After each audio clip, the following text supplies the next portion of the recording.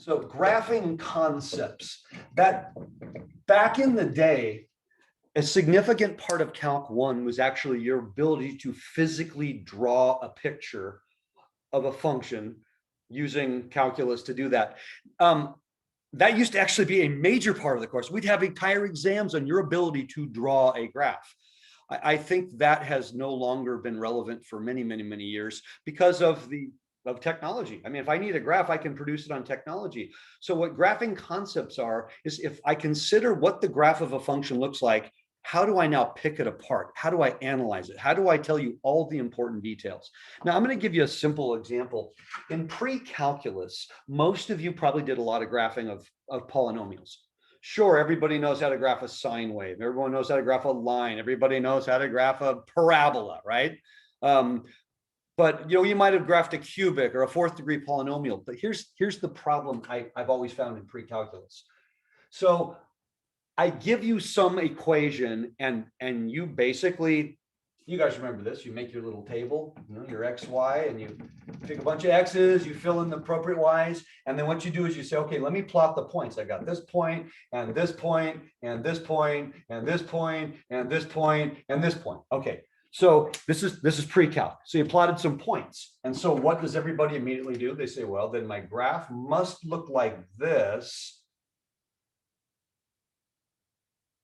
There.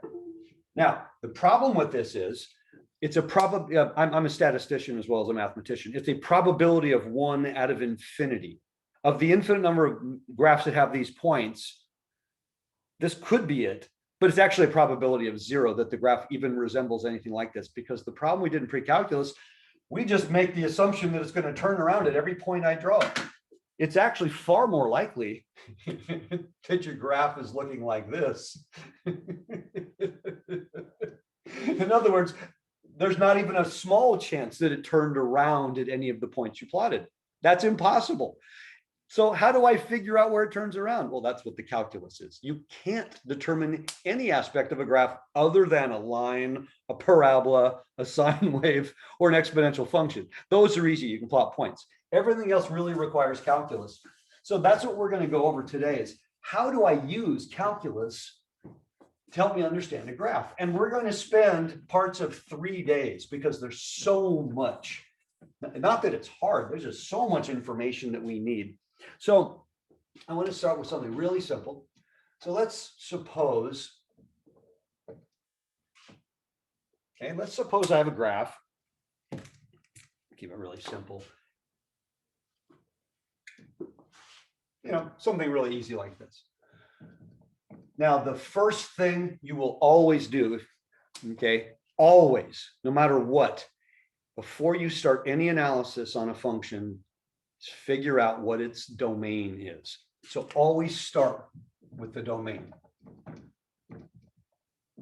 Now, our favorite domain, of course, would be all real numbers. All real numbers means there's no restrictions. But if I have a quotient, then I may have denominators. If I have a root, right, I might have issues. If I have a logarithm, I might have issues. But in general, most of the time, our domain is going to be all real numbers, but it isn't always. So you always start with identifying the domain, because the reason is when you start doing the calculus and you get a value, you get an answer, that number might be outside the domain, which means it's not actually possible. And I didn't even realize it. So we always start with the domain. That's not part of the answer. That's to help me interpret my answer better. So now I have a graph that looks something like this. Okay, well, there are a few really interesting points on here. So for example, the y-intercept, which is right here on any graph, is always the easiest to locate, because I just replace x with 0, and whatever y value I get, right, that's going to give me my y-intercept. So other than that, finding an x-intercept, believe it or not, can be extremely difficult. Okay, if the problem isn't factorable, then it actually requires technology to determine an x-intercept. So let's not worry about that. That's going to come up later. I'm really interested, I don't know, maybe like there and there. Those places where it turns around to me seem to be very interesting. So let's say right there and right there it turns around. So let's say that's A and that's B. Okay, those places where it turns around is really interesting. Now, there's something really important about the graph itself at those two places where the graph turns around. Isn't it true that at these two places, I have a horizontal tangent? Oh, now that could be interesting. That could actually be kind of important. Where my graph turns around, I have a horizontal tangent. Now, how do I use calculus for that part? Anybody want to chime in? How can calculus help me locate these guys? Take the derivative. Very specifically, what about the derivative? It gives you the slope of the tangent function. Therefore, I want when the derivative is what? Parallel to the x-axis. The derivative. That's a numerical the derivative is parallel to the x-axis. The derivative is a numerical value. 0. 0, yes.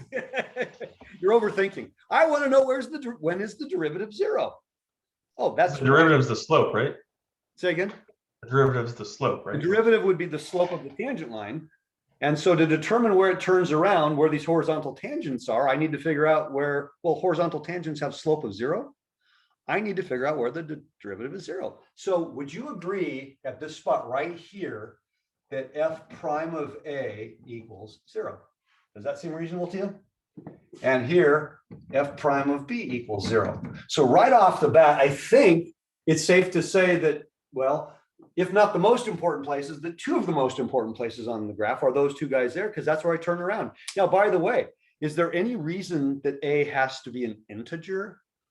So if I'm just plotting points, can I just luckily find a? Not usually. I mean, most of the time, a is probably going to be irrational. Now, we often reverse engineer it, so finding a and b isn't that challenging, but there's no guarantee that a and b are going to be easy values to find, but I know where they are and I know how I can find them. So right off the bat. Now, Jeremy says that the derivative has to do with the slope of the tangent. That's absolutely correct. Right now, my function is going uphill. So we would say that f is increasing, and that this language is very important that we get. I can say f of x is increasing, and I could say f of x is decreasing, but where? Well, a function is increasing wherever it's going uphill. So f of x is increasing, and by the way, the arrows always imply that it's going to continue in that direction forever. It's going to continue in that direction forever, because if it was going to turn around, I would need to show that. So from negative infinity all the way up to a. And that would be an open interval. The reason is, up until I get to a, all of my slopes are going to be positive. But at a, my slope is going to be 0. 0 is not a positive number, so therefore that's got to be an open interval. Now, what about over here? After b, it's going to be going uphill again. So we'd say union b to infinity. So in my picture, this graph is increasing everywhere except from a to b. Oh, from a to b, I'm going downhill. So that would mean my graph is decreasing. And again, open interval. You cannot be increasing or decreasing where you are horizontal. Okay, the flat spots. So I've excluded two values from this, a and b, because that's where the derivative is 0. So now, how do I know when a graph is increasing? Well, I just look at the picture. What if I don't have a picture? And 99.97% of the time, you're not going to have a picture. In fact, the vast majority of the time, you don't even care what the picture looks like. You're going to do all the math. You're going to be able to describe the picture based on your math, not by plotting points. Believe it or not, you're going to be able to draw most graphs very accurately without the use of even technology, because you're going to use the derivative information. See, and that's the key. So what must be true if the graph is increasing? Well, it means all my tangent lines are pointed uphill. When the graph is increasing, that means that f prime of x must be positive. The graph will increase wherever the derivative is positive, and the graph will decrease wherever the derivative is negative. That's an absolute, no exception. What about when the derivative is 0? Well, that's where I have the horizontal tangent. So that's basically the places I can turn around in this case. Okay, so right off the bat now, if I knew the picture, there's certain information. If I have the information, I can really work backwards and more or less determine the picture.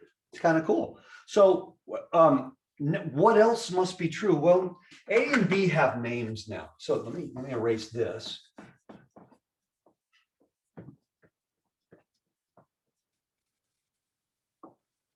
Okay. We say that, okay, we're going to define something called a critical number or value. Those mean the same thing. If I say a critical value or a critical number, it means the same thing. Okay, some books like using number, some books like using value. A critical value, there's two ways I can have a critical value. So the first way we say that X equals C is I'll say a critical number. If F prime of C is 0. Okay. If I have a horizontal tangent line at that value, it's a critical value. Oh, okay. That's so in my last example, X equal A and X equal B would be critical numbers or critical values. There's a second way I could have a critical value. This is cooler. This is like an evil value. X equals C is a critical number if F prime of C does not exist, but F of C does exist. Ooh. I have something where the function is defined at that value, but the derivative does not exist. So we're going to talk about that one in a minute. This one here, this is the evil version of critical numbers, but it's, because it's evil, it is also very cool. Really interesting stuff happens at the second one. The first one's kind of the main one. Most people think anywhere where the derivative is 0, that's a critical value. That's true. Anywhere where the derivative does not exist, but the function does exist. Okay. So when would that be? Well, I'll give you a simple example. We know the square root function. I cannot take the derivative at 0 because it'd be undefined, but the square root of 0 exists. There's no problem with there, but the derivative doesn't exist there. Oh, so that would be an example of a critical number. So I'm going to go into those a little bit later because those are kind of the exceptions, not the rules. So if this is true, then anywhere where anywhere where I have a horizontal tangent, I have the possibility that I turn around. Now, horizontal tangent doesn't mean you will turn around. It means you might turn around. If I said y equals x squared,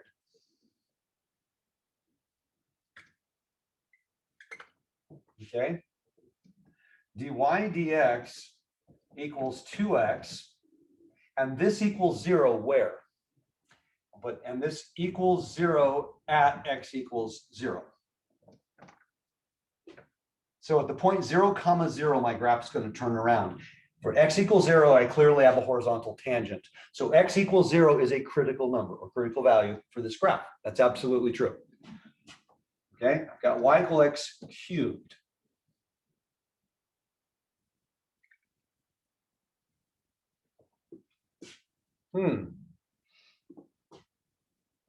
Dy dx equals 3x squared, which equals 0 at x equals 0. Oh, okay. So once again, x equals 0 is a critical value for this graph right here. But what's interesting is it didn't turn around. I flattened, and then I decided to go back up again. These graphs are similar in the first quadrant, but this one turned around, this one went this way. I have a horizontal tangent here, I have a horizontal tangent here. So in both cases, x equals 0 is a critical value. I turned around here, I didn't here. Okay, so just because it's a critical value doesn't guarantee you're going to turn around. It means that's where you might turn around. Now, at no other value on either graph is the derivative ever equal to 0. Therefore, there's no other places I could even possibly turn around. Okay, so let's continue. Continue with our language. Now, let's do a simple example that we will come back to a couple of times. I'm going to use this same function more than once. Let's consider the function f of x equals x to the 4th minus 8x cubed plus 18x squared plus 7. Let's consider this particular function.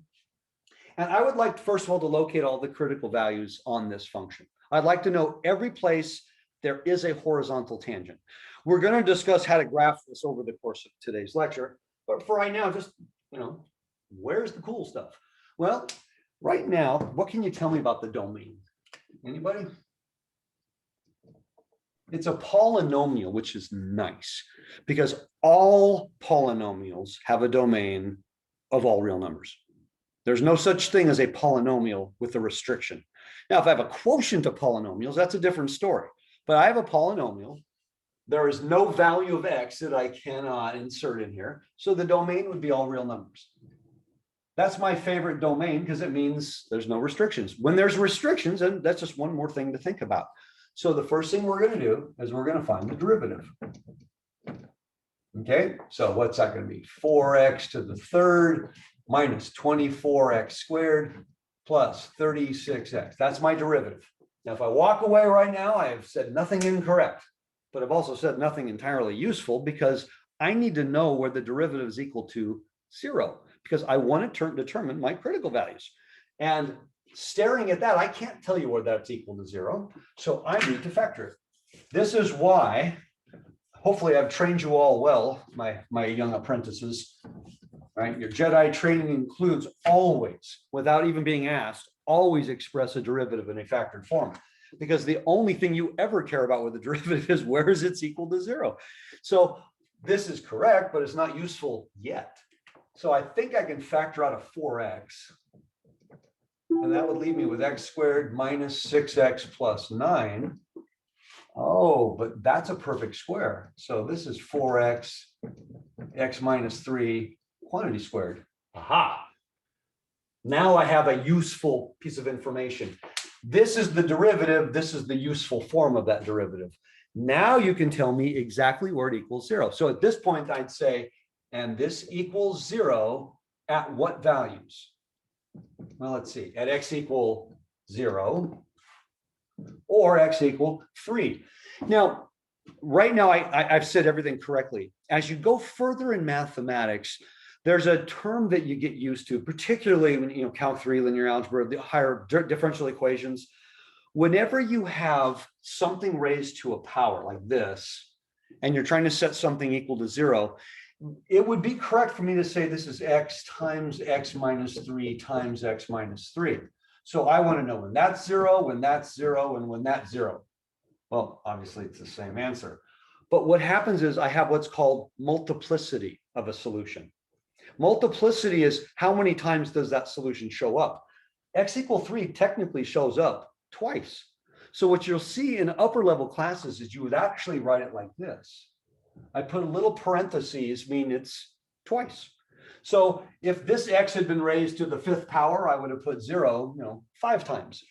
You're not saying 3 times 2, you're saying multiplicity. This is actually really good form for a lot of reasons. One is, as an absolute mathematical statement from the fundamental theorem of algebra, this is a 3rd degree polynomial.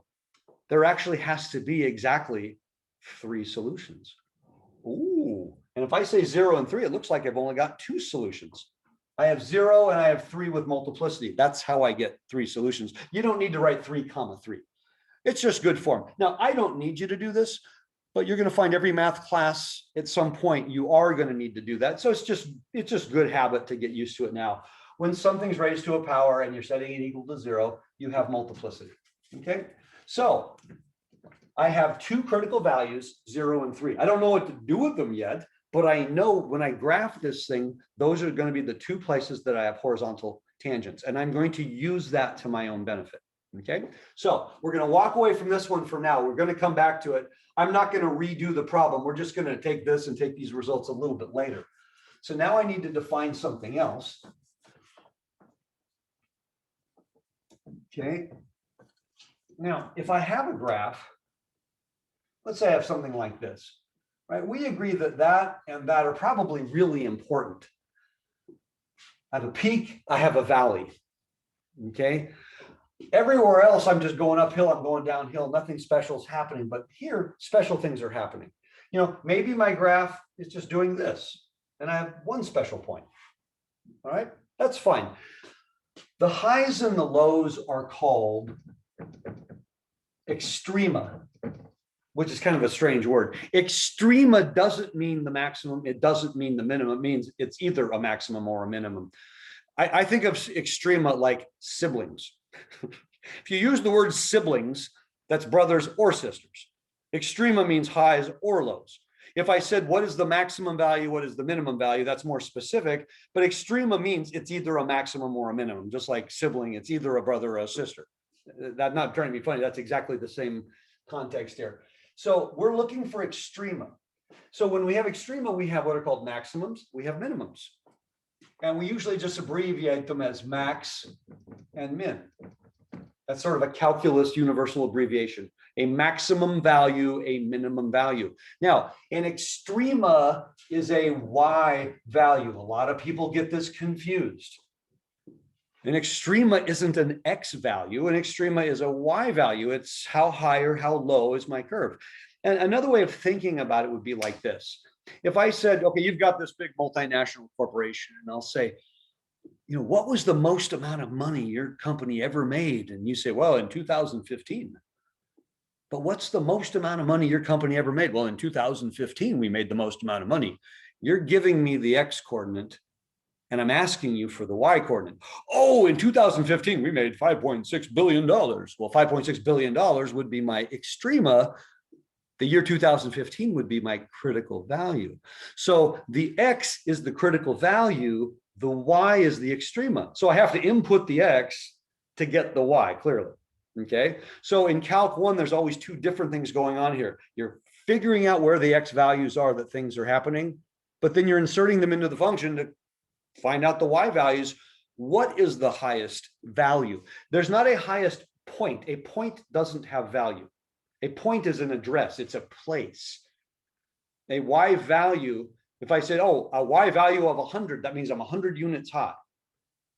Okay, so a Y value is an extrema. So how do I know when I have an extrema? Well, we say the following, okay? We say that f of c, so I have some critical value c. F of c is not a Y value. We start by saying it's the absolute maximum if f of c is greater than or equal to f of x for all, that means for all x in the domain. Now this should make perfect sense. F of c, that's a Y value. It's greater than or equal to every other Y value that exists for the entire curve, for every x in the domain. Okay. Now, I said greater than or equal. Remember, a Y value. So if I said 100 is the highest my graph ever reaches, but could it reach 100 more than once? Sure. Sure. I could have two peaks that are the same height. Or keep it simpler, what about a sine wave? You see, I have a sine wave. Isn't one the highest I ever achieve in a sine wave, but it happens infinitely many times. So one is the absolute maximum in a sine wave. It just happens, infinitely many times. Okay. Most times your extrema are going to happen just once, but it could happen repeatedly like this. So we say it's an absolute maximum if there's nothing that's bigger. That's what that's saying. It's nothing that's bigger. And then we use a similar term. We say f of c is the absolute minimum.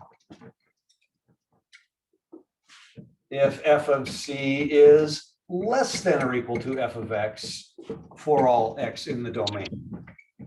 So that should make perfect sense because that, again, like the sine wave, that would be the valleys. So I'm describing what's called an absolute extreme, but a lot of graphs don't have absolutes.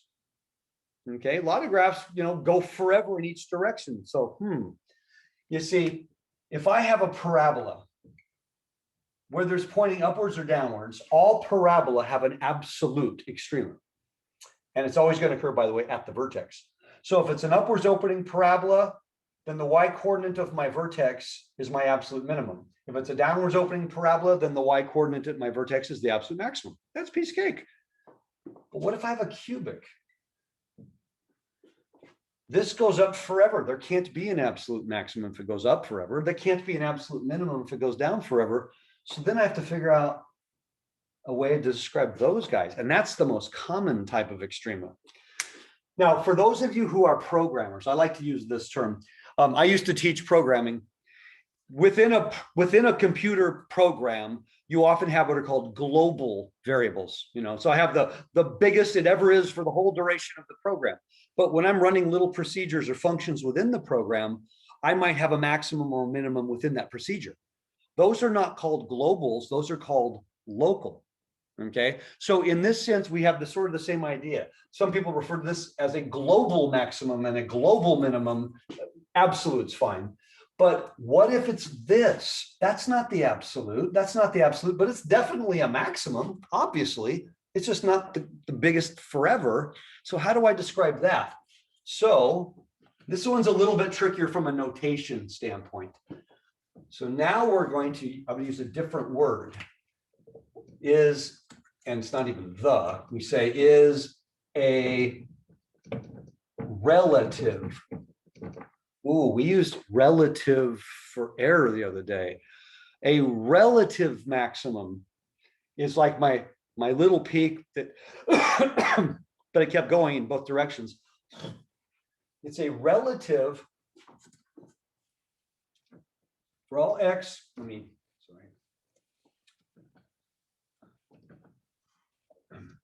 for all x in an open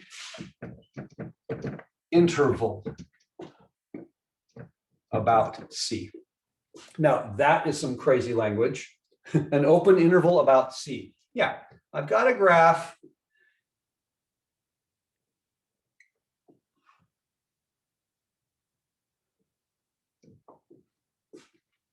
Okay. Is it possible for you to create an open interval? Now, open interval means there have to be points on both sides of C. If I create an open interval about C, not forever, but can I come up with an open interval about C where this is the highest point?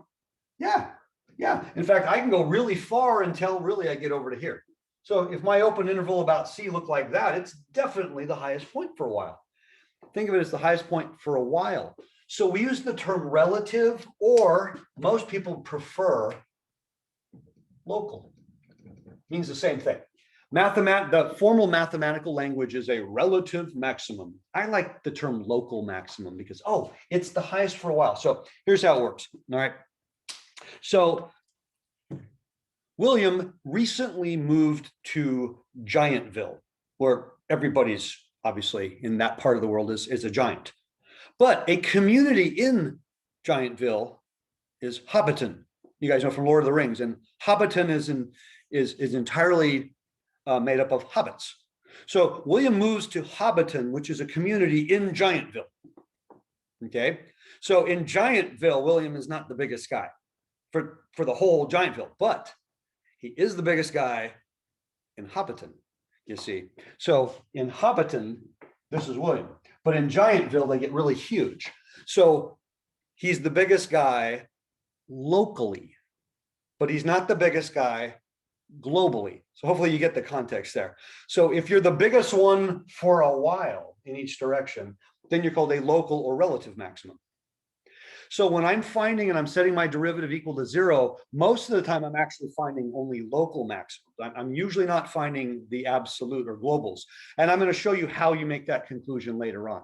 Okay, over the next couple of days, we're going to figure out everything we need to know. We're not going to get it all in one day. Now, similarly, what about this guy right here? The same language, we want to talk about a local minimum. So again, same language is involved. So f of C, again, the y value is a relative or local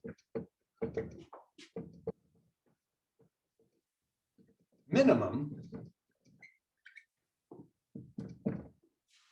if f of C is less than or equal to f of x for all x in an open interval. The open interval is important, and I'll show you why about C. The exact same reason, okay? So the language we use for max and min are the same. Most of you will just say, it's a local max, it's a local min. It's an absolute max. It's an absolute min. This is the language we will use all the way through the course. Heck, this is the language you're going to use all the way through all 3 semesters of calculus. Now, the open interval part is really, really important because I have to be able to have an interval on both sides. Now I'm going to go back to a picture I drew a few minutes ago.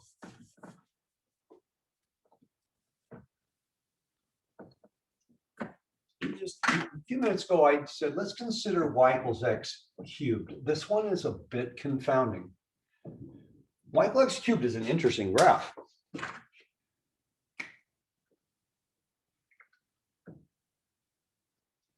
Okay, it looks something like that. It's definitely a horizontal tangent right there. It's not going uphill there. It's flat from one point. So x equals 0, we know is a critical value. Is y equals 0 a local max or a local min? Anybody want to try that one? Is y equals 0 either a local max or a local min? Because x equals 0 is clearly a critical value. Is it both? Can you be a high and a low at the same time? That's a good question.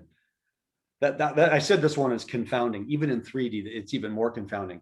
So this one's a little tricky. This is why the open interval part is important. So here's how it works. So Andrew and I decided this morning we're going to go climb Everest. We had a few minutes, so we go and we climb Everest. Now he's a faster climber than me, so he was way ahead of me.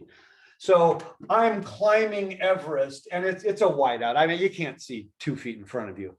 And I got to here, and I'm like, yes, I've made it to the top of Everest. Now, Andrew had already made it to the top of Everest, and he's on his way down, and he gets to hear, and he goes, oh, finally, I'm at base camp. You see, from my point of view, I had hit the high, but from his point of view, he had hit the low. Are we both correct, or are we both incorrect? It's one or the other. Both correct? So this is the high. Oh, no. This is no, the low. yes. We're both incorrect. And the reason's really simple. Every open interval that exists about this, it's neither the highest nor the lowest, is it? Oh, remember, there's got to be, I have to be able to draw an open interval where it's either the highest or the lowest. If it's the highest in the open interval, then it's a relative max. If it's the lowest, it's the relative min. But every interval I could possibly draw, there are points above it and there are points below it. So this guy here, like I said, it's confounding because we want to say it's a high or a low. It's an either. It turns out there is a very important thing we're going to look at next day. Okay, this is a very important part of next day's class. But this is neither a maximum nor a minimum. I got a critical value there, and that is important, but I didn't turn around, and it's not the highest or the lowest. So this is the example I used. This is why it has to be an open interval. Oh, so in other words, if I just use it as an endpoint, that don't work. I got to be able to have an open interval around it for it to be a local. Okay. Now, for it to be an absolute, I don't have to have an interval. It's just the highest point. But to be a local, it does. Okay. So with that said, now I talked about the evil points, the evil values. Well, those are, evil is relative. They're interesting. There are 4 what we call non-differentiable points. Now, when we defined continuity, remember there were 4 types of discontinuities. The removable, that was our favorite, the break, the endpoint, and the most evil one of all, the vertical asymptote. Those are the 4 types of discontinuity. So if I was driving a car, those are the 4 things I can't drive through, right? Well, it turns out there's 4 types of non-differentiable points. Non-differentiable means I cannot take the derivative and evaluate it at that point. The derivative does not exist. The functional value might, but the derivative does not exist. There are 4, and I'm going to keep it really, really simple, all 4 of them, okay? The first one is what we call an endpoint. So consider y equals the square root of x.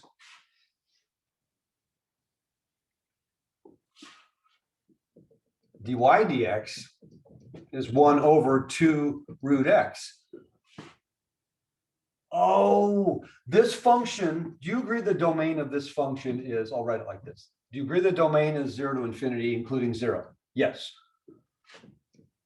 But I cannot evaluate the derivative at 0. It would be undefined. So for this graph right here, x equals 0 would produce an endpoint of the graph. I'm also not continuous, by the way, at an endpoint. So f of 0 absolutely exists, but f prime of 0 does not exist. So that's what I was talking about before. The functional value existed, but the derivative did not. That means it's not differentiable. It means it's interesting. So an endpoint is a type of non-differentiable point. Okay. The second one, and the one you're going to run into absolutely the least, is what we call a corner. This is, you're really not going to run into this one, a corner. There we go. Am I spelling that right? Corner. Consider y equals the absolute value of x. Now, in this case, my domain is all real numbers. Oh, but I can't take the derivative at the origin or at 0. I don't, you go, but don't I turn around there? Well, if I was driving, I got there. I can't then do that if I was driving a car. The derivative does not exist at 0. Think of it another way. Isn't the slope of the tangent line here 1 and the slope of the tangent line here is -1? There is no tangent line at the origin. It's not horizontal because I went from 1 and then immediately to -1. So there's nothing in between. Now, we rarely ever work with this. Really, the only time you're going to see something like this is in a piecewise function. And technically, an absolute value graph is a piecewise function. It's y equal x on one side, y equal -x on the other. Okay. The third type, which is very interesting, is the vertical tangent. Let me also say this was at, I'm using x equals 0 in each case, just to make it easier. The vertical tangent. Now, I'm going to go ahead and erase this because I need the space. Now, what would a vertical tangent be? Well, consider the graph y equals the cube root of x. What does that look like? Well, I know what y equal x cubed looks like. Y equal cube root of x looks like this. It's just basically y equal x cubed flipped. Okay, this is what a cube root graph looks like, right? It slows down, kind of like a square root graph, and it goes this way. But right here at the origin, my tangent line is vertical. How do I know that? Because in y equal x cubed at the origin, my tangent line was horizontal. And this is basically the inverse function. So that flipped over. So if I think of this as x to the 1/3, then the derivative of this is what? 1 over 3x to the 2/3. Oh, where this domain was all real numbers, this derivative I can evaluate everywhere except 0. As x approaches 0 from either side, this is going to grow without bound. In other words, it's approaching infinity. Vertical. So that's a vertical tangent. That one is interesting. We deal with that one a lot. Probably more than either one of the other two. And then the third one, or excuse me, the fourth one, which is the coolest of them all. You're going to love this one. This one's going to be your friend because it's just so cool. The fourth one is what's called a cusp. Let's consider y equals x to the 2/3 power. X to the 2/3 power. What does that look like? Again, the domain is all real numbers, but notice the graph comes to a sharp point here. Ow, ow. Yeah, you can cut yourself on that. Yeah. A cusp. That's not a corner. My tangent line on this side is becoming vertical. My tangent line on this side is also becoming vertical, but from the different direction. So if I looked at the derivative of this, I would get 2/3 x to the -3rd. So 2 over 3x to the 1/3, which again, I can evaluate this for all real numbers except 0. Now, what makes this one particularly interesting is not just because it comes to a sharp point, but if I'm approaching 0 from the left, this is approaching negative infinity. If I'm approaching 0 from the right, it's approaching positive infinity. So think about your tangent lines. Positive, positive, steeper, steeper, steeper, steeper towards vertical. Negative, negative, negative, steeper, steeper, steeper, steeper towards vertical. So I'm approaching vertical from 2 different directions, which is really cool. Okay, so these are the 4 types of non-differentiable points. So when I talked about critical values, if I take a derivative and I set it equal to 0 and I find a value, that's the happy kind. The other kind is I take a derivative and I can't evaluate somewhere, set it equal to 0 and I get undefined, I get goofy stuff. That's probably one of these. So those are totally interesting. So let's do, shall we, one of these.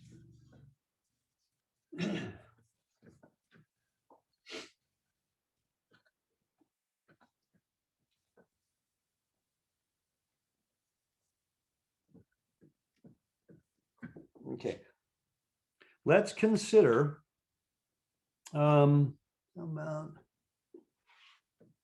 let's use G. We never give G enough play. X to the 1/3 times X minus 4. Okay, when I have fractional exponents, that always means you have to be particularly alert because fractional exponents can produce domain restrictions. For example, if I have a square root or a 4th root or any even root, I can't have negative input. But any odd root can have negative input. There's no problem with taking the cube root of a negative number. There's a problem taking the 4th root of a negative number. So right now, if I'm staring at this, my domain will be all real numbers.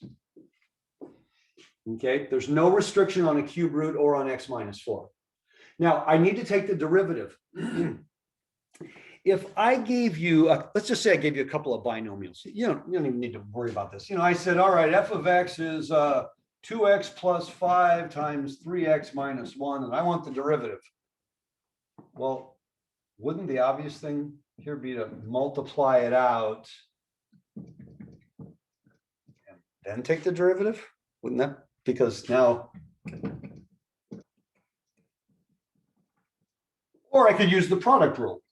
Well, that's going to take me twice as long and I might make mistakes.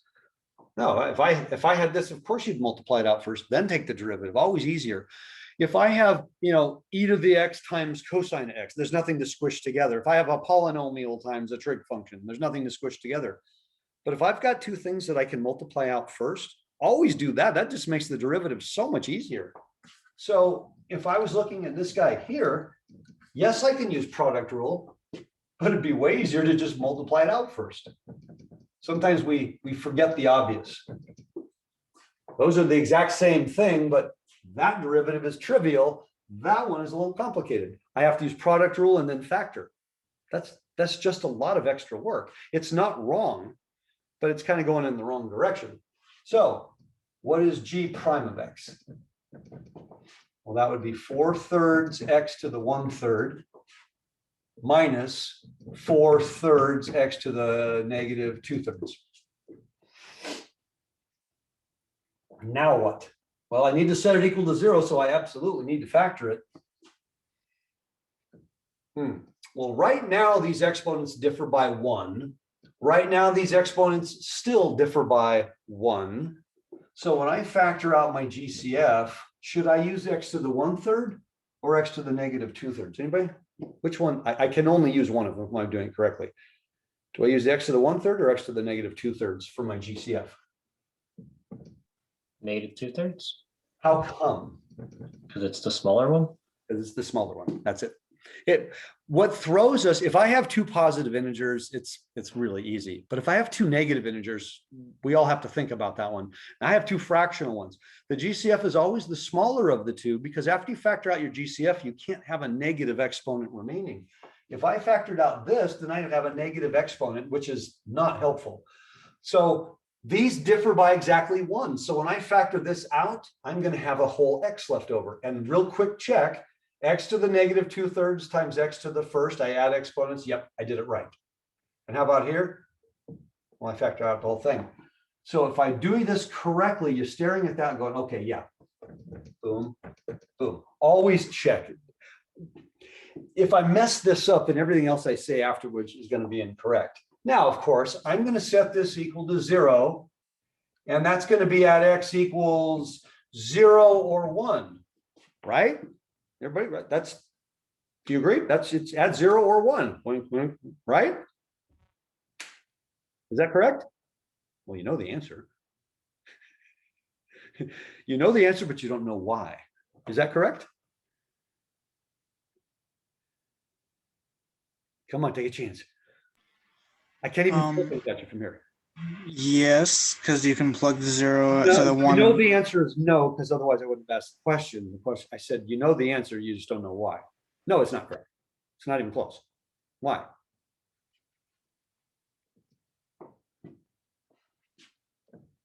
Because that's in the bottom, the denominator. And Yeah, it would be undefined. undefined because it's 0.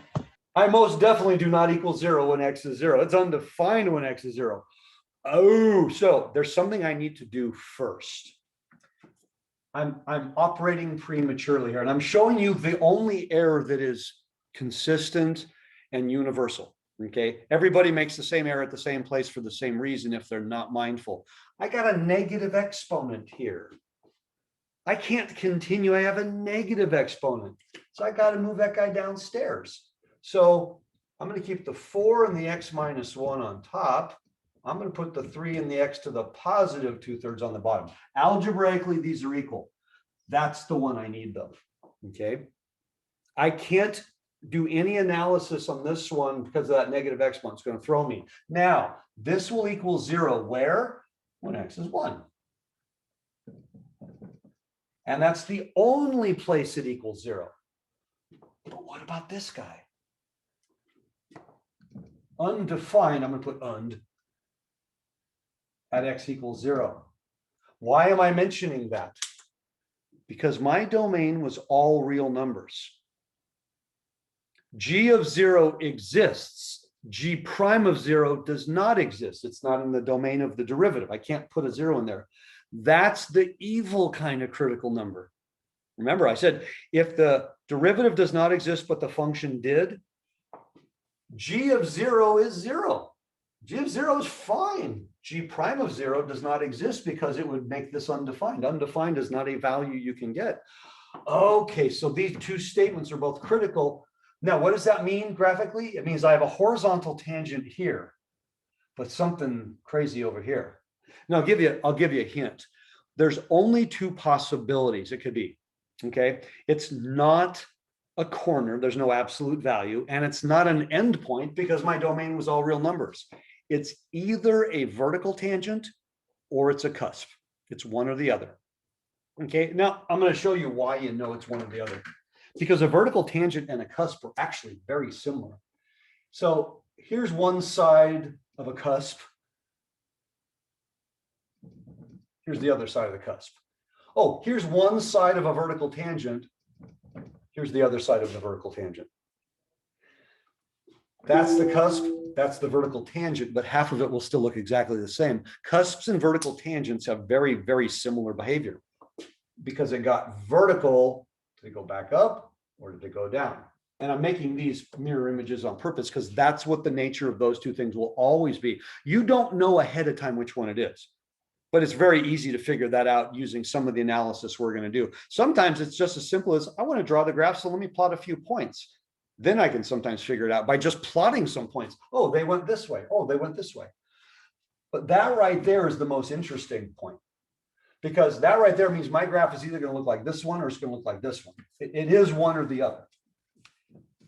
Like I said, you can't take derivatives and get a corner because that's a piecewise function. And because my domain was all real numbers, there are no endpoints. Endpoints are not going to be all that common, and you're never going to have corners. You're going to have the vertical tangent / cusp interesting problem.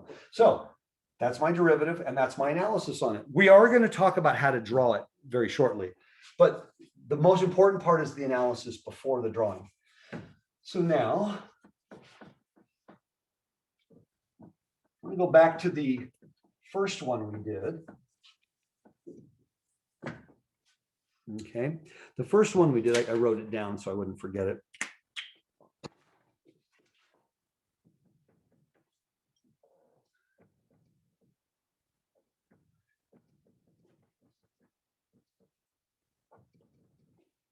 Okay, and we found that the critical numbers, I don't mean number, sorry, the critical numbers were what? It was x equal 0 and 3 with multiplicity. I think that's what we had. Now I'm kind of interested in what this graph looks like. Okay, now one of the problems we have with graphing calculators, people don't realize, all graphing calculators have a preset window. Generally, it's always negative 10 to 10 in the x direction, negative 10 to 10 in the y. And that will be useful maybe one time out of 100. Yeah, you're almost never going to use that to draw an accurate graph. If I go negative 10 to 10, I'm going to have values in the thousands for my y values. I don't want to go negative 10 to 10. That's way too much information. And if I only go negative 10 to 10, I'm not going to have any of the graph. Again, if I replace x with 10, 10 to the fourth power is 10,000. Yeah, I'm going to go negative 10 to 10 and get something in the thousands. No. So what you always do is you plot some points to figure out how much of the graph you actually need. I'm a big fan of using the graphing calculator after I finish all my analysis. Because it's safe to say that if you graph right now, if you just decide, I'm going to graph, I'm going to have fun doing calculus of graphing, and I'm going to do graphs all day, every day for the rest of my life. The preset window on your calculator, maybe once or twice a year, will actually be worthwhile. No, it'll never be what you want. You actually have to figure out the part you want. And that is just a little bit of algebra. So what we're going to do is we're going to start, we'll just make a table of values. Now, if I don't put anything else on my table of values, I'm thinking 0 and 3 might be really good, since they're my critical values. Now, if I have 0 and 3, then I pretty much should put in 1 and 2. Why would I skip? You know, I want some accuracy. Now, the question is, can I get away with just 0 to 3? Let's say 0 to 3 produces a graph that looks like this. Let's just say it does. Well, does that go this way? Does that go this way? Does this go this way? Does this go this way? I think I need a little bit more on both sides. So maybe a couple of values in each direction, maybe -1, -2. And here maybe 4, maybe 5. I don't know how much more, but I doubt I need much more than that, because I doubt I can get much more than that. So let me grab my calculator. So I'm going to show you how to make good conclusions and interpretations with the absolute least amount of work. All right. So, whoops, let me tail my pen here. All right. Let me start with 0. And how about 1? 1 minus plus 18. All right. Those are the freebies. All right. -2.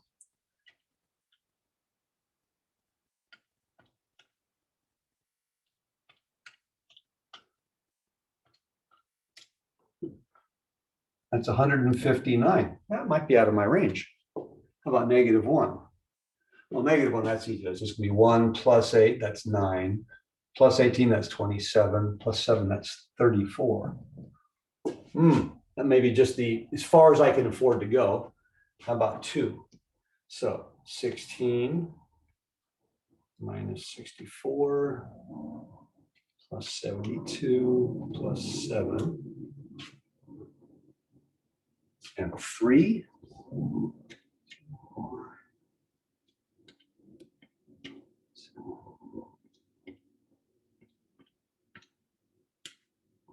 $34, and then 4, that's probably as far as I can go also. Just from the nature of the graph, I already have an idea. Haven't actually done this yet. 3rd plus 18 times 16. If I did this correctly, that's 39, and then 5.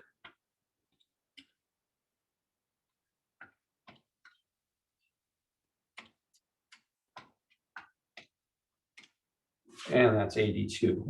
Okay, now I got a sheet of standard graph paper. Now, of course, you can change the scale on your graph paper. I can count by 10s or by 20s or by hundreds in the y direction. Here's the problem. If I keep going, we know these numbers are going to grow ridiculously fast. We know these numbers are going to grow ridiculously fast. So here's the problem. My graph might supposed to be like this, let's say, but I decide I'm going to have a huge scale. Then what I'm going to see is, I'm not gonna see this because I'm gonna squish it down. No, no. Here's how you choose your scale. That's it. That's exactly how much you should graph. That's not relevant. To say, I need this point, and then I need that one way up there. That's not useful. Yeah, I know it's gonna go forever in that direction. I know it's gonna go. You see that x to the fourth? That means when x gets big, it's gonna go that way. And when x gets big negative, it's gonna go that way. I know it's gonna go up on both sides. That's not rocket science. That's because that's an even exponent. It's gonna go up on both sides. So these numbers are gonna grow rapidly in the y direction. So are these. This is how much information I need to draw a very, very accurate graph. So let's draw a very accurate graph, shall we? Now I'm going to do this without the benefit of a ruler. Do I have no negative values on here? Huh. Unless I totally mess this up, it looks like we don't have any negative values. So I'm going to put my x-axis down here. A lot of people, this one always makes me laugh, even calculus students. We always put our x-axis in fact, we put our origin right in the middle of the page. I have no negative x or y values, and I'm going from -1 to 4. I don't really need my origin in the middle of the page. So let's say that's 4 to, okay. -1, 0, 1, 2, 3, 4. Now, I'm only going up this many units, so maybe I'll call that about 10, 20, 30, 40, okay? Now, one of the mistakes a lot of people make is they try to make their x and y scales the same. Actually, in baby algebra, on the first day of graphing in pre-algebra, you should have been told x scale and y scale cannot ever in any context have anything to do with each other. Now, when you're graphing in baby algebra, yeah, 1 square is 1 unit. You're graphing lines. It's pretty easy. But the moment you get to applications, particularly even in higher level baby algebra, you know, the x-axis might represent time, and this might represent distance. Why would 1 second and 100 miles have to have anything to do with each other in terms of how many squares? No, the scale you choose this way is so you can fit it on. The scale you choose this way so you can fit it on. To make the scales be the same, first of all, is a contradiction of what you're doing because you automatically have different units in general. But secondly, if I'm making that 1 unit and I make that 1 unit, then I'm going to need to go up about another 50 feet to get my graph on there. But if I say that's 10 units and then that's 10, then my whole graph is going to be microscopic. Yeah, now let me just plot these points. So -134, I'm about there. 0, 7, I'm about there. 118 looks like I'm about, I don't know, about there. 231, I'm about there. 334, maybe about there. 439, about there. Okay, I've got enough to draw an extremely good graph. Remember, we already identified 0 and 3 as having horizontal tangents. Because this is going up on both sides, I absolutely know my graph is doing this. And by the way, that's going to go up forever. That's an arrow, sorry. I've just drawn, I got news for you. If you pull out, you know, the most powerful computer software in the world, it's going to look exactly like this. And this is just going to keep going up forever and ever and ever, which is why I don't need more. Now over here, this is going up, but look at this here. It's sort of slowing down. I have a horizontal tangent at 334. But it's going up, and here it's going down. Oh, that's kind of like the y = x cubed, isn't it? And oops. So if I did this on a graphing calculator, by the way, first thing I would have to do on my graphing calculator is change the scale. And I've just given you an incredibly accurate graph. Free-handed, without a ruler. You're not going to get a better graph than this using any form of technology. That's what the graph looks like. Now what you do is you'd get out your graphing calculator. On the graphing calculator, you would make your x window basically -1 to 4. And you'd make your y window, I'd probably want to include the x-axis, so I'd make my y window 0 to 40. Now I will get exactly this picture, okay? That's how you use the graphing calculator after the fact to check it. But if I had done the -10 to 10 in both directions scale, remember, the negative 10 to 10 would have produced this. So this little tiny piece right here would have been the only thing that showed up if I had done negative 10 to 10. And it would have been really, really small. So that's why that's not really good in general. So this is what the graph looks like. That's it. It's kind of cool. Now, how do I know it goes up in both directions? Again, that's the even exponent. That's from experience, but also understanding as x gets bigger, this is positive. As x gets more negative, this is positive. So in this case here, based on my graph, I'm going to have an absolute minimum, aren't I? Based on my picture. Now, there's another way of figuring out absolutes and things like that. I'm going to show you next day. But right now you have a picture. You go, okay, the absolute minimum on this graph is clearly the value 7. This is neither a max nor a min here. And there is no absolute maximum because it goes forever. So my graph has an absolute minimum and nothing else. And that's okay. Most graphs, by the way, don't have to have anything. You know, if I have a line, I certainly don't have any extrema. Now let's do the one we did a moment ago with the fractional exponents. I mean, we're going to look at logs, we're going to look at ease, we're going to look at all sorts of things. So we did, well, wait, let me write it again. We did g of x is x to the 1/3 x minus 4. And then we said that's x to the 4/3 minus 4x to the 4/3. Our g prime of x produced, oh, actually, let me just say what. We know that, what did we get? X equal 1 and x equals 0 were critical values. We've already got all that stuff written down. I now want to draw a really accurate graph of what this looks like, just to show you that you can. So I need to make a table of values first. You know, you don't start with the graph because I don't know what it looks like. Don't start by making my x and y axes because I don't know where actually I need to graph. Now, clearly, I want 0 and 1 on here. I think that's safe to say. 0 and 1. The question is, how far in both directions do I need to go to get an accurate graph? Well, I probably want to go a little ways in each direction. I just don't know how much yet. Oops.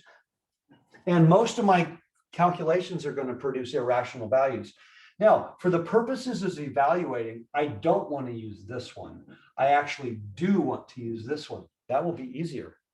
For example, x equal 4 will produce a y value of 0. Oh, okay. So 4 is a good one. X equals 0 will produce a y value of 0. X equal 1, I'll have 1 times 1 minus 3. That's negative 3. See, these are my freebies right there. I'm going to go a little further. 5, 6, 7, 8. And the reason is because the cube root of 8 is 2. And then I have 8 minus 4, which is 4. So that value will be 8. I don't want to stop here. I want to go a little bit in both directions. So if I choose negative 1, the cube root of negative 1 is negative 1. Negative 1 minus 4 is negative 5. So that would be a positive 5. And I'll go one more. I'll go negative 2. The rest of the values here, I need a calculator. Now, you're going to be drawing a graph. If I put 7 in here, it's going to be cube root of 7 times 3. Well, that's true. I haven't the slightest idea how big that number is. So I'm going to do a decimal approximation for all of the remaining values because I'm going to try to plot points. Okay. So if I put a negative 2 in there, we get 6 times. And that is about, well, to one decimal, it's about 7.6. I'll put a 2 in there.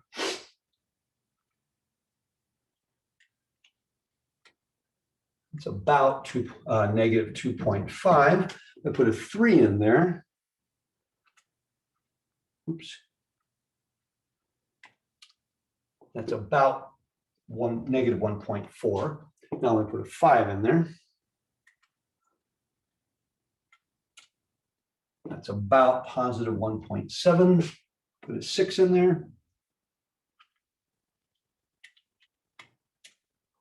It's about 3.6. And if I put a 7 in there,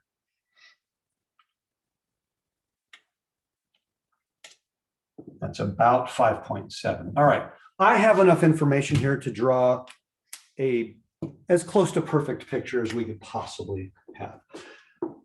So my X scale, I'm going to go negative 2 to 8. My Y scale, the lowest looks like -3, the highest looks like +8. So when I draw my axes, most of this graph is going to be in the first quadrant, clearly. Okay, so if that's 8, then that would be 4, and then that's 2, and that's 2, and that's 1.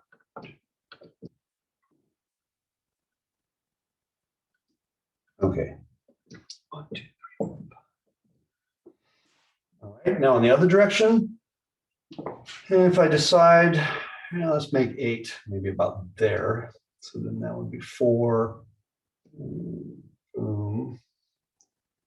And then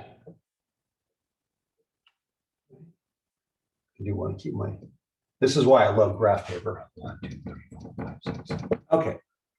1, 2, 3, 4, 5. That would be a 5. I want consistency. Now, in this scenario, I would probably just use a sheet of graph paper. 1 square is 1 unit because I'm not really altering the scale. I don't have any huge numbers, anything like that. All right, so -2 is approximately 7.6, about there-ish. -1, 5 is there. 0, 0 is there. 1, -3 is there. Where are we? 2, -2.5, about there. 3, -1.4, about there. 4, 0, about there. 5, 1.7. Whoops, I'm off one. Sorry. I'm a little bit off. So 1.4 is about there. 4, 0. There we go. 5 was 1.7, about there. 6, about there. 7, about there, and then 8. Okay. Now you can see what's going to happen here. This is just going to keep going up and up and up. It's not really very interesting. I do have a horizontal tangent here. We already identified that earlier. I do keep going here. What's happening here? Anybody want to guess what's happening at the origin?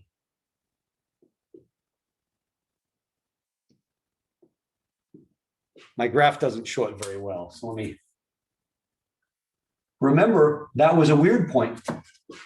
The derivative did not exist, but the function did. Maybe get a little better here.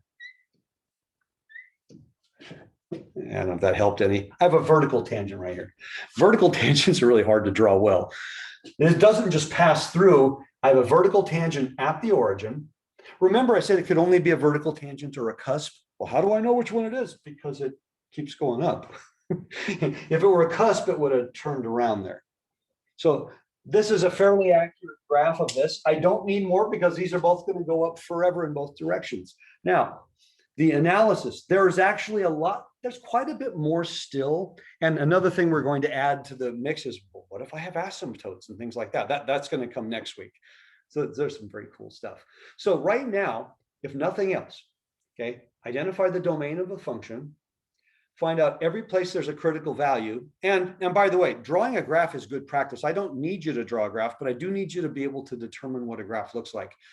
The primary reason that we do the graphing is because later on, even in this course, I'm going to have a situation where I have maybe more than one function, and I want you to find the area bounded. If I don't know what the graph looks like, I won't be able to set up the problem. It's actually not possible. I might give you a region and then have you rotate it about an axis to create a 3-dimensional solid. That's kind of cool. That's later in the course. Again, if I don't know what it looks like, I won't be able to set up the problem effectively. So knowing what a graph looks like is actually very, very important. Your ability to physically draw it isn't, but your ability to do all the analysis of everything that could possibly go into it is very critical. Now, there's one more thing I want to go over today. And it's one of the more important theorems used for application.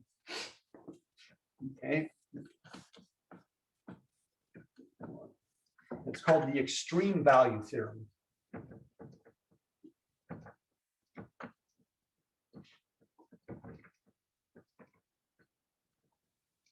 Okay. Now, the extreme value theorem, in application, we're going to be starting applications, more complicated applications very soon. The most important one is something called optimization.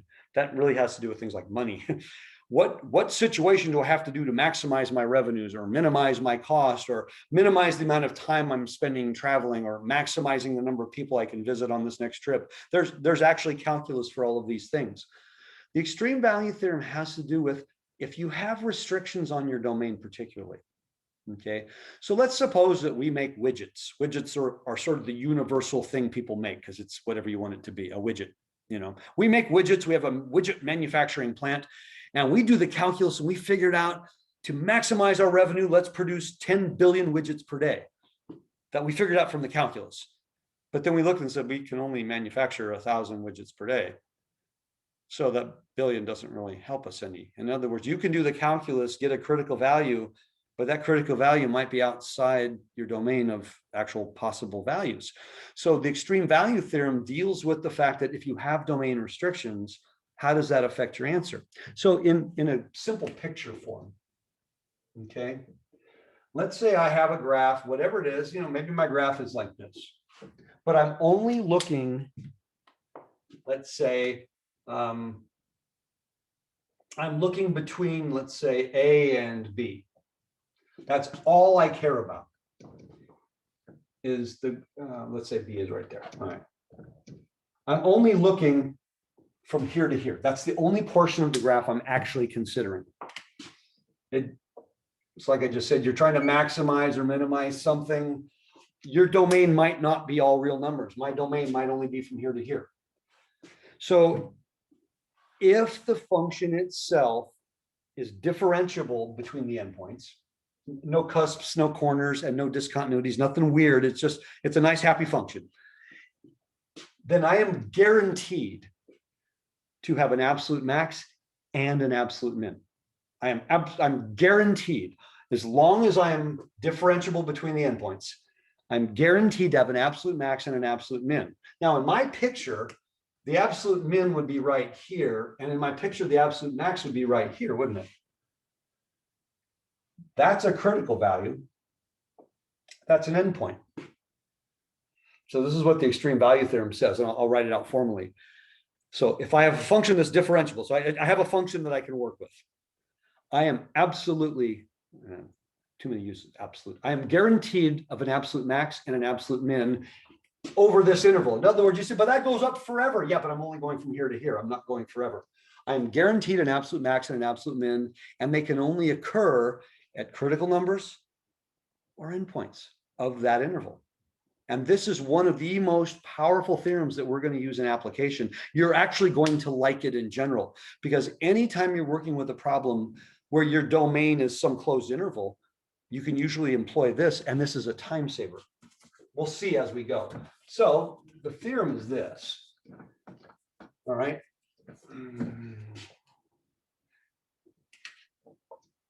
All right, suppose f of x is differentiable.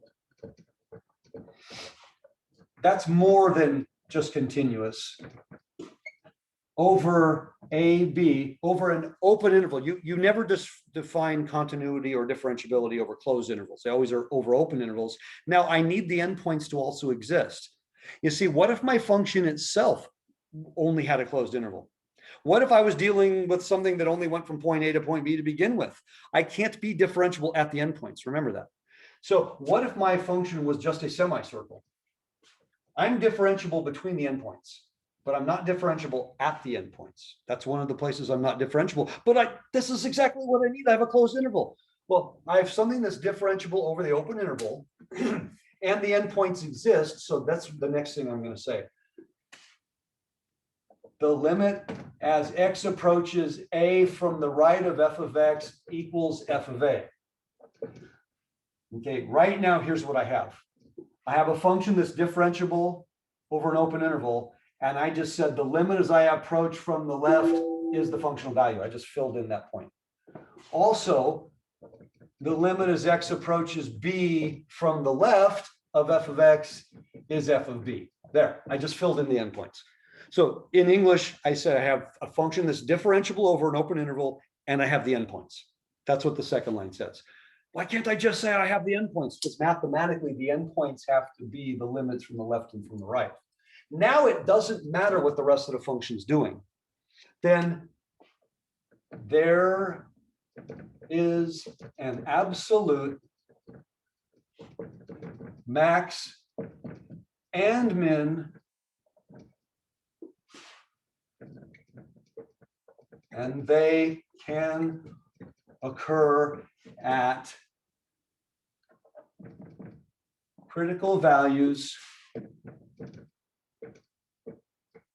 and or endpoints. Okay, my max and min can both occur at critical values. My max and min can both occur at endpoints. One can occur at an endpoint, one at a critical value. Okay, it's beautiful. Okay, let's do an example of exactly this. Okay, so the extreme value theorem again. I have a closed interval to start the problem. That's how I know that I can even use this to begin with. Okay, so you've got this.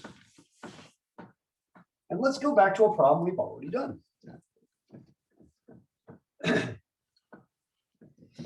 Let's go back and use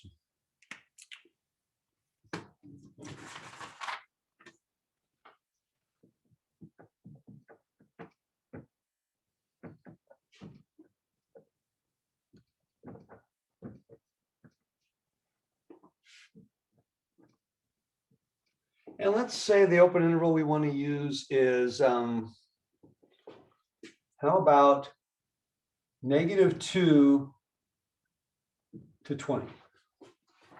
I want to use that open interval. Okay. Or excuse me, that closed interval. Now we know that the domain of this function is already all real numbers. That's not the question. So earlier we graphed this and we saw the graph looked something like this. Yeah, that was terrible. So I'm going to try that again. It went up, kind of flattened out for a moment, and then continued to go up. And on this side, it went up. So what I'm going to do now, I'm going to take a portion of the curve. You know, maybe what I'm looking at is this part right here. I am guaranteed an absolute max and I'm guaranteed an absolute minimum. And one of the best parts is I don't actually have to know what the function looks like. That's cool. So when we did the derivative earlier, we found that the derivative, I believe, was this, which equals 0 at x equals 0 or 3. Now, are both of these values in this interval? Yes, they are. They're both in there, so I can use them both. Let me throw a what if at you. Just what if? What if my critical values were 0, 3, and -6. Let's suppose I had a third one. I don't, but let's just suppose I did. This one is not in the interval, so I would have just done something like that. I would say we cannot consider that one because it's outside the domain that we're using. That's the domain we're using. So this is like my example of producing a billion widgets. If I can only go from 0 to 1,000, then any value outside that interval is meaningless because it cannot contribute to the answer. So first rule is you only consider the critical values that are actually in the interval. So right now, there's only 4 values I have to consider. These two and these two. So a lot of you will say, well, shouldn't I find, -1 and 0 and 1, 2, 3, 4, 5, 6, 7, 8? No, because if you're going to find all the integers, what about all the halves and all the thirds and all, there's an infinite number of values in that interval. I only need to examine the critical values and the endpoints. So here's what we're going to do. We're going to calculate f of -2. We're going to calculate f of 20. We're going to calculate f of 0. We're going to calculate f of 3. And I think we've already done some of these. So f of 3, what was that? Was that 34? I think we already did that one. I think that was 34. That's 7. What was that one? 159. This was 159? Yeah. Yeah, I just make these up off the top of my head. I don't actually remember them, just so you know. And this one is going to be really big.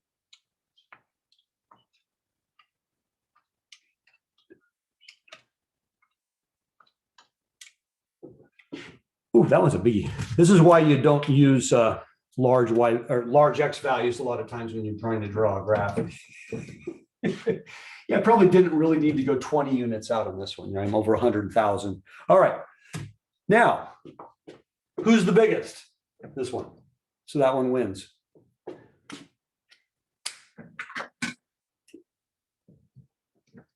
Absolute, this is again, kind of an abbreviation.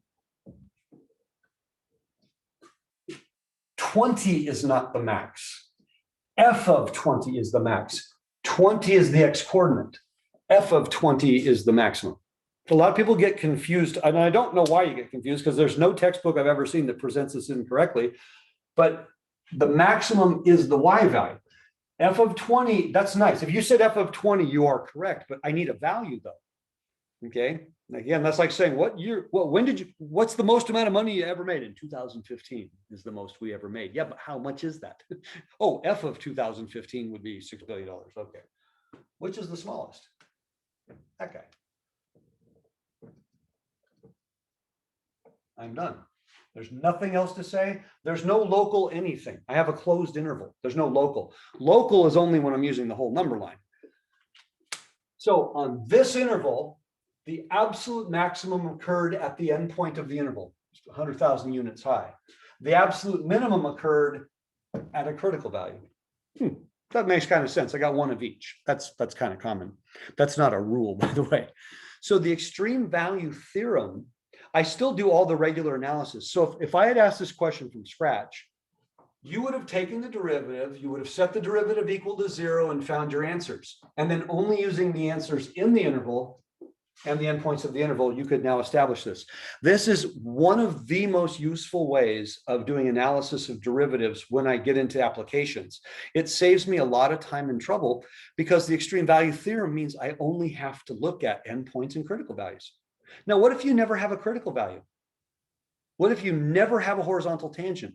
That means your graph was either always going uphill or your graph was always going downhill if you never had a horizontal tangent. Now think about that. If I never had any critical numbers, I'm either going this way or I'm going this way. So if I'm going this way, won't that be my max and that be my min? So my maxes and mins would only come from the endpoints if you have no critical values. And again, that should make perfect sense. All right, so this is a very good stopping point.